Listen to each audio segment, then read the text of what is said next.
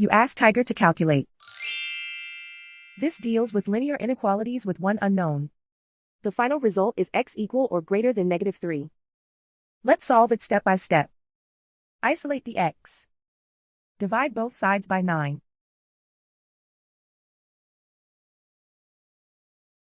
Simplify the fraction.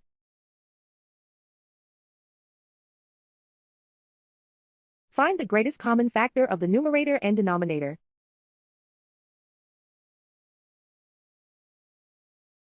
Factor out and cancel the greatest common factor.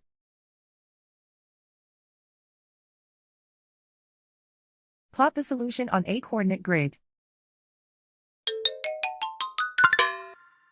And so the final result is x equal or greater than -3.